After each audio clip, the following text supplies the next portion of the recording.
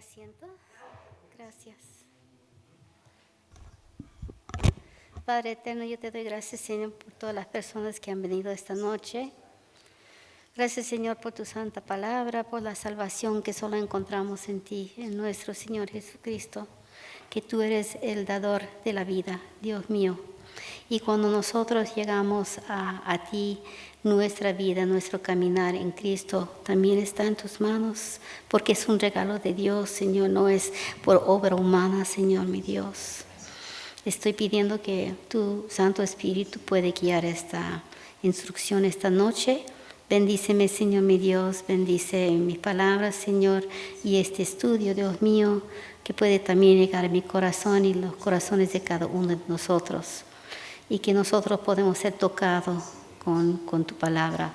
En el nombre de Jesús, amén y amén. Vamos a empezar con una lectura del libro de Lucas, capítulo 19, del versículo de 1 al 10. Y eso se trata de una persona que sufre de lo mismo. Yo soy bien chiquitita y el hombre también bien chiquitito. ¿Alguien sabe de quién estoy hablando? Un hombre pequeño que entró en la vida de nuestro Señor Jesucristo y tuvo que subir un árbol. Sí, Zaqueo era. Sí. Y a base de lo que él vivió, vamos a tener un estudio esta noche. Habiendo entrado Jesús en Jericó, iba pasando por la ciudad. Y sucedió que un varón llamado Zaqueo, que era jefe de los publicanos y rico, procuraba ver quién era Jesús, pero no podía a causa de la multitud, pues era pequeño de estatura. Y corriendo delante subió a un árbol sicómoro para verle, porque había de pasar por ahí. Cuando Jesús llegó a aquel lugar, mirando hacia arriba, le vio y le dijo: Zaqueo, date prisa, desciende, porque hoy es necesario que pose en tu casa. Entonces él descendió a prisa y le recibió gozoso. Al ver esto, todos murmuraban, diciendo que había entrado a posar con un hombre pecador. Entonces Zaqueo, puesto en pie, dijo al Señor: He aquí, Señor, la mitad de mis bienes doy a los pobres. Y si en algo he defraudado a alguno, se lo devuelvo cuadruplicado. Jesús le dijo: Hoy ha venido la salvación a esta casa, por cuanto él también es hijo de Abraham, porque el Hijo del Hombre vino a buscar y a salvar lo que se había perdido. Amén, aleluya, esa es la palabra de Dios. ¿Alguien me puede decir qué pasó en la vida de Zaqueo? ¿Qué pasó? ¿Qué primeramente hizo Zaqueo? Al principio de la historia. Él se fue y quería ver a Jesús. Entonces, nuestro primer paso en la salvación sería ir a buscar a nuestro Señor. ¿Cómo podemos hacer eso? Bueno, ustedes están presentes aquí, es un paso, ¿no? Otra cosa, escuchando la palabra. En mi caso, yo tengo mucho dolor en los ojos. A veces es difícil leer, entonces yo paso escuchando. Si no puedes leer, no hay problema, tú puedes escuchar. El internet tiene todos los libros de la Biblia leídos, ¿no? Muy bien. Tienes que reunirse con los cristianos y estás en búsqueda todavía. Busca también un hermano, hermana que puede ir hablando contigo, orando contigo. Como antes del servicio, del culto de hoy, he orado por muchas personas, ¿no? Bueno, eso es lo que él hizo, y cuando el Señor vio, él lo sabía, él conocía por su nombre es Zaqueo. Dijo: Zaqueo, bájate de ahí, date prisa, porque hoy poso contigo. Recuérdese que dice en Apocalipsis: He aquí estoy a la puerta y toco, ¿ya? Y entraré, y abre la puerta y entraré y cenaré contigo. Lo que Dios quiere, o Jesucristo quiere de nosotros, y que nosotros abrimos la puerta de nuestro corazón. Él quiere entrar, pero tú tienes que invitarle. No es que Él va a entrar a fuerza. No es obligatorio la salvación. Es un regalo de Dios. Es un regalo de nuestro Señor.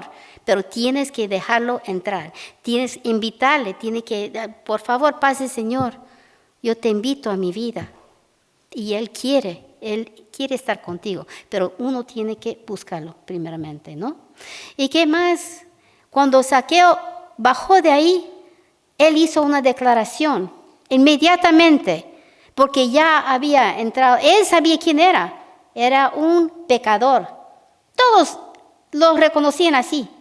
Zaqueo era un pecador. ¿Por qué? Porque él había unido con el enemigo, en el imperio romano. Y juntamente con los impuestos que él cobraba, también sacaba un provecho por sí mismo. Así, porque eso era individualmente. Entonces él sacaba lo que él necesitaba. Seguro que los ricos no tanto, porque ellos se defendían, pero los pobres no tenían defensa. Así como hoy en día no tenemos defensa. Entonces tenemos que acatar a lo que dice siempre el gobierno, ¿no? Entonces él se reconoció y él dijo: aquí, Señor, la mitad de mis bienes doy a los pobres, a las mismas personas que quizás él estaba usando. Él les dio la mitad de todo lo que tenía. Eso es un cambio de corazón. ¿Sabe cómo se llama el cambio de corazón? Eso se llama arrepentimiento, ¿no? Muy bien, eso es lo que pasó con Zaqueo. Y si algún hombre defraudado algo, lo devuelvo cuadruplicado. O sea, 4 veces lo que había robado lo iba a devolver. Eso es un cambio. Reconozco, he pecado contra ti y contra esa persona. Entonces, a ti yo te voy a dar lo que he robado. Muy bien. Eso se llama también arrepentimiento. ¿Qué más hizo Zaqueo? Él invitó a todos sus amigos. ¿Y sus amigos eran los mejores de la sociedad? No, eran otras personas como él. El pecador anda entre pecadores. No va a andar entre los super santos. Ya, los fariseos, los que lo iban a juzgar. No, él tiene que andar con la gente que le hace sentir cómodo. Entonces él invitó a todos estos. Y cuando los santos, los perfectos, los fariseos miraban, empezaban a murmurar: ¿qué hace ese hombre? Dice que es santo de Dios y está comiendo con esa gentucha. ¿No? Así ellos estaban juzgando a nuestro Señor Jesucristo, porque Él vio a Zaqueo y Él reposó con él. Él se fue donde los pecadores. Pero Jesucristo les respondió: porque el Hijo del Hombre vino a buscar y a salvar lo que se había perdido. ¿Cómo hizo Adán? Adán hizo perfecto, hizo en imagen de Dios, pero el pecado entró. Cuando nosotros vivimos una vida de pecado, estamos, como dice la palabra, perdidos, ¿no? Y eso es lo que pasó. Esta noche vamos a hablar de un tema que no se habla mucho en las iglesias ahora, porque no es agradable. Se llama el arrepentimiento. Y es un momento incómodo en la vida. ¿Nosotros somos perfectos o qué somos nosotros? Imperfectos. ¿Qué se llama esa separación de Dios que nosotros sufrimos? Se llama, somos pecadores. Todos, no hay ni uno perfecto. Solamente nuestro Señor Jesucristo fue perfecto. Los demás no somos perfectos, somos pecadores. Y desde siempre el principio de su ministerio, nuestro Señor decía: arrepentíos, porque el reino de Dios se ha acercado. En este momento, cuando Él dijo, el reino de Dios se ha acercado, ¿de quién estaba hablando? Jesucristo estaba hablando. ¿De quién estaba hablando? Él mismo es el reino de Dios y Él se había acercado. Arrepentíos, porque el reino de Dios se había acercado. Y eso era el tema de muchos de sus prédicas. Hasta aún cuando Él había resucitado de la muerte, también era el mismo tema: arrepentíos.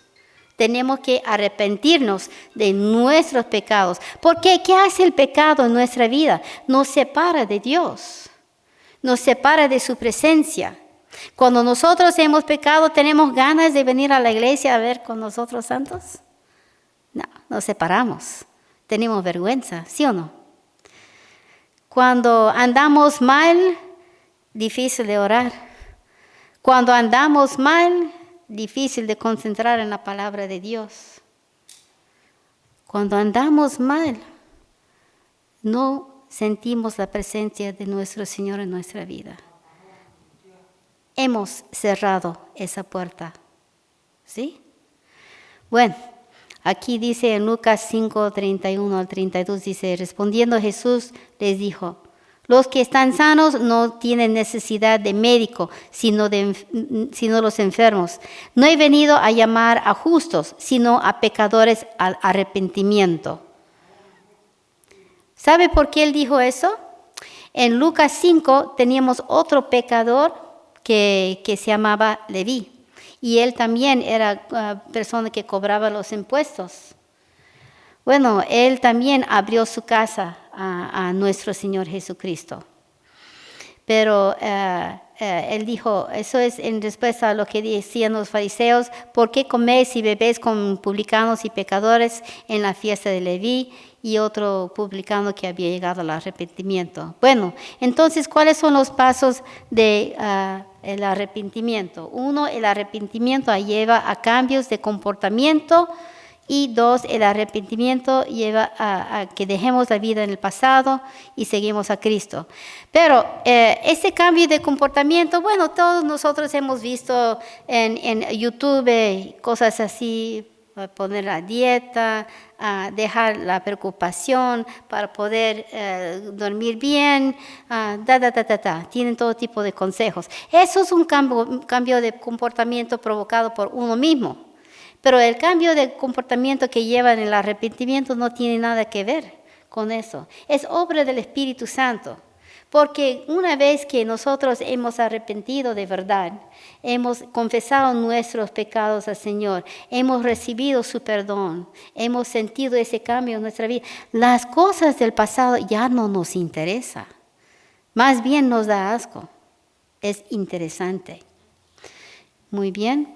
El arrepentimiento era tema central, tan central a nuestro Señor, que aún después de su muerte y resurrección, cuando Él había resucitado, 2 personas del grupo de los discípulos habían ido caminando al camino de Emaús.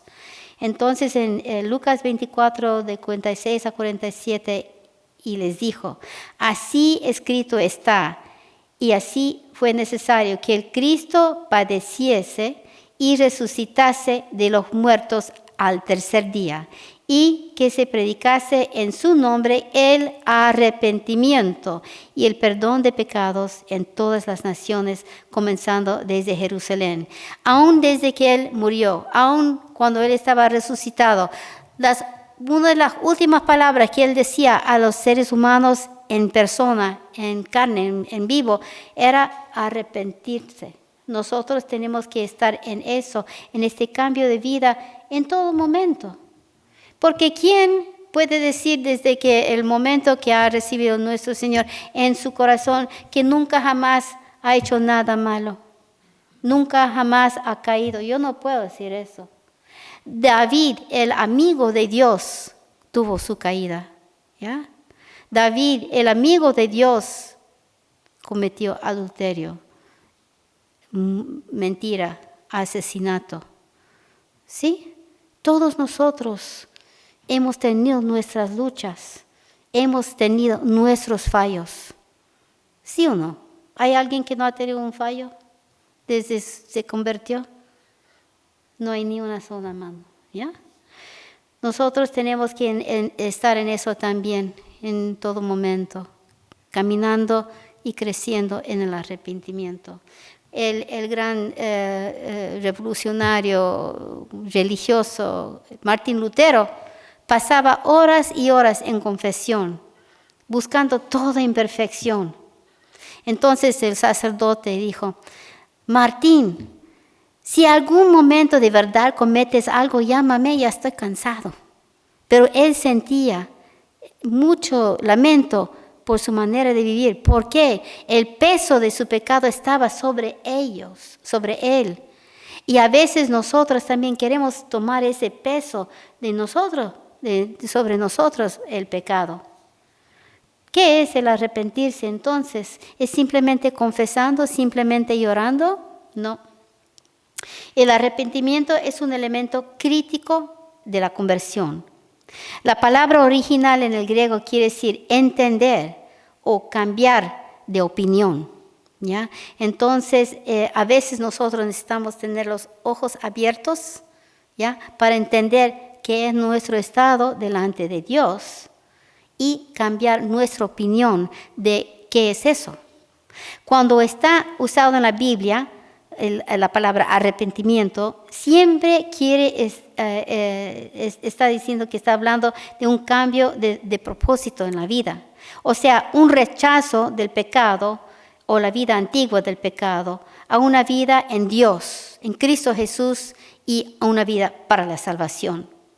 Eso vamos a ver en la palabra del apóstol Pablo en 1 de Tesalonicenses, donde dice, porque ellos mismos cuentan de nosotros de la manera en que nos recibiste y cómo os convertiste de los ídolos a Dios, para servir a Dios vivo y verdadero. Ok, muy bien. Nosotros también tenemos ídolos, quizás no estamos ahí con las estatuas, pero tenemos otros ídolos en nuestras vidas. Bueno, ¿qué puede ser un ídolo aquí ahora? Yo estoy luchando con el ídolo del teléfono, el YouTube, Netflix, pasando horas y horas en esto y yo quería otro video y otro video y otro video. Hay diferentes ídolos. ¿Alguien puede nombrar otro ídolo que puede ser en la vida de uno? Aparte del teléfono. ¿Ah? Un carro. Tengo una vecina que tiene 70 y no sé cuántos años, ¿no? Toda la mañana ella se levanta a limpiar, ¿no? La china, ¿no? Ella siempre está limpiando de arriba, abajo y adentro y afuera. Una belleza porque es auto nuevo y quiere mantenerlo brillando. Muy bien, claro. ¿Qué más puede ser? Hay personas que viven para trabajar y para el dinero, ¿no? Y ganan el dinero y luego mueren. ¿De qué sirve? Ay, al fin esta tía murió. Ha trabajado, a ver si me dejó algo, ¿no? ¿Qué más puede ser un ídolo en la vida de uno? ¿Alguien tiene otro ídolo? Las fiestas, tiempo para gozarnos, ¿no? Vamos a bailar, vamos a tomar, ya.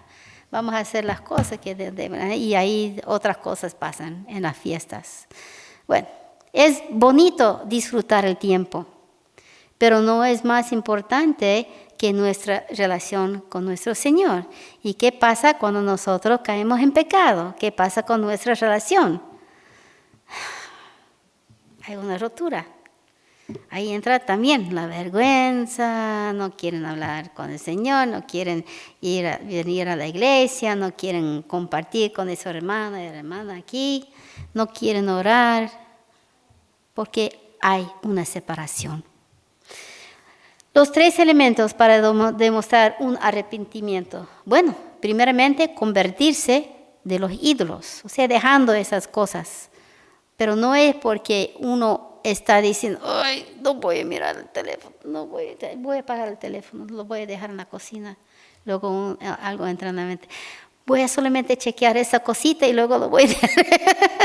Es una lucha, ¿sí o no? No, hay que dejar convertirse de los ídolos, ¿ya? Y también solamente no es convertirse de lo negativo, dejando una cosa atrás, sino convertirse a Dios, a una fe en el Señor, ¿ya? Y también servir al Señor, vivo y verdadero. Sí. Y así que no también puede ser su propio ídolo. Sí, uno mismo puede ser su propio ídolo, muy bien. A veces pensamos que está afuera nomás, pero uno mismo, eso se llama narcisismo, ¿no? Ay, es una terrible enfermedad mental, es cruel. Porque uno mismo es su propio Dios, no importa si estás haciendo daño a otras personas, no importa si estás ofendiendo a otra persona, solamente tú eres tu misma Dios, ¿ya? Muy bien. El cambio de su manera de pensar no se puede llamar el verdadero arrepentimiento, sino incluye estos 3 elementos que son el convertirte, dejando la vida pecaminosa atrás, o sea, el dejar los ídolos de su vida, el convertirse a una fe en Dios y por último el servir a Dios verdadero, ¿ya? Con ese cambio de mentalidad necesariamente lleva un resultado de cambio de comportamiento. Muy bien. Muchas veces pensamos que las lágrimas demuestran un arrepentimiento. Solo porque tú has llorado, digamos, aquí enfrente de la iglesia o enfrente de los hermanos ahí en el Safeway o el Seven, ¿quiere decir que has arrepentido? No. ¿Sabes quién lloró mucho, derramó muchas lágrimas? Judas. Sí, dice la Biblia que también. ¿Y qué hizo con todo ese lamento que él hizo después de entregar a nuestro Señor en las manos de los romanos? Él se fue buscando el perdón de Dios a nuestro Señor. Él quiso resolver su propio problema. El peso del pecado en su vida era tan fuerte que no quiso ni siquiera presentarse delante de Dios, no quiso reunirse con los otros cristianos, sino se fue y cometió suicidio. ¿Por qué el suicidio es un pecado? Porque estás tratando de resolver tu propio problema. No te has confesado delante de Dios. No has buscado el perdón de Dios. No has buscado el perdón de la persona quizás o personas que has ofendido. Se aparta. Trata de resolver su propio problema. Trata de pagar la culpa que has hecho. No puedes hacer eso. Es imposible. Por causa de un solo pecado, mereces la muerte. ¿Y cuánto pecado hemos pecado desde esta mañana, a las 7 de la mañana hasta ahora? Pensamiento, palabra, hecho. Pecado. Entonces Judas, él se quitó su vida, pero no llegó a nada. Otra persona que también pecó contra nuestro Señor, pero sí llegó al arrepentimiento, que se llama Pedro. Pedro también había pecado contra nuestro Señor porque lo había rechazado. Dice, no conozco a ese hombre. Bla, bla, bla, bla. Otras palabritas que él disparó ahí, tratando de mostrar a todo el mundo que no lo conoció. ¿Ya? Cuando él salió de ahí, después de escuchar el gallo cantar 3 veces, derramó muchas lágrimas. Pero su vergüenza no lo llevó a una separación de Dios. Su vergüenza lo llevó al donde los discípulos, los apóstoles estaban reunidos. Ahí estaba él, entre los hermanos. Entonces, cuando el Señor lo vio, Pedro, ¿me amas? Sí, te amo, cuida mi rebaño. Pedro, ¿me amas? Sí, Señor, te amo, cuida mis ovejas. Pedro, ¿me amas? Ya, él sintió mucha lástima. Señor, tú sabes que yo te amo.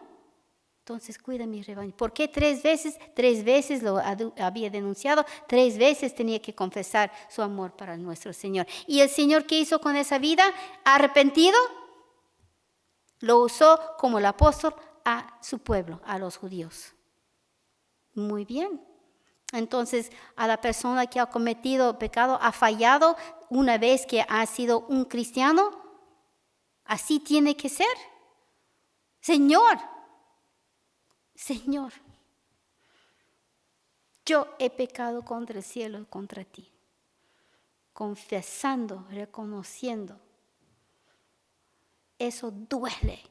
Nadie quiere llorar, nadie quiere meterse en ese momento de las lágrimas que hasta hacen doler el corazón.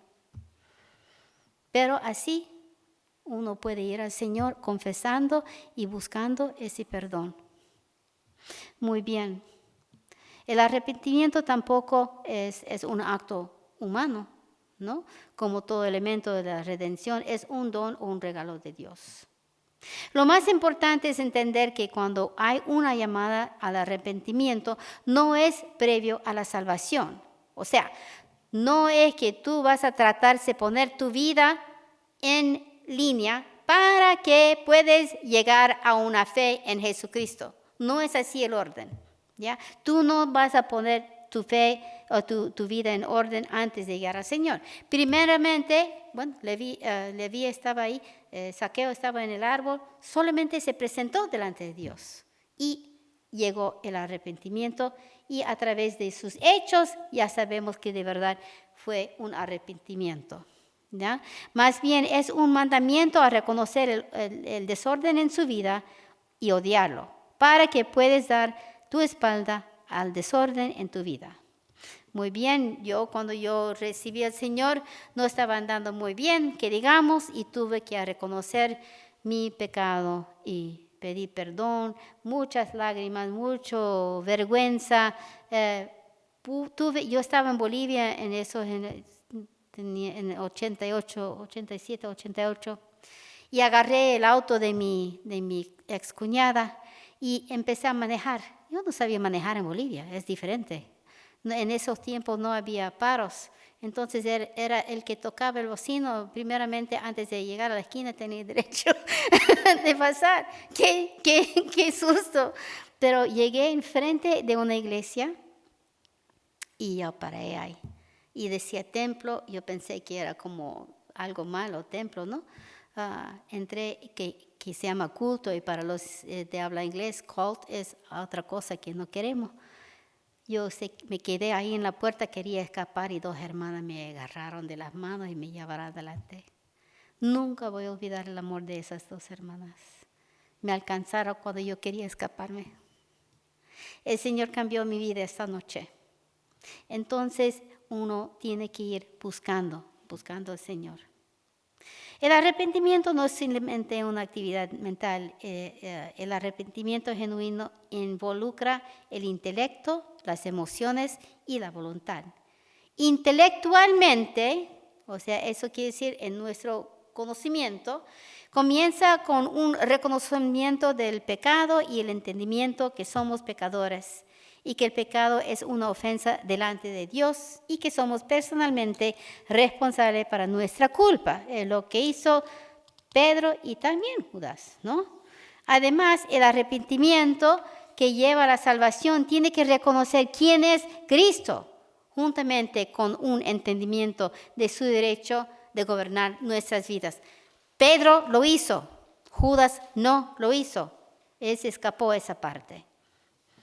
Emocionalmente, el arrepentimiento genuino muchas veces lleva consigo el sentimiento de tristeza, lágrimas. El corazón siente que va a partir en dos muchas veces. ¿Ya? El sentimiento de tristeza no es en sí el arrepentimiento, pero ya sabemos que es parte de nuestro camino al arrepentimiento. Y la voluntad. El arrepentimiento involucra un cambio de opinión o de mentalidad. Es una transformación de la voluntad.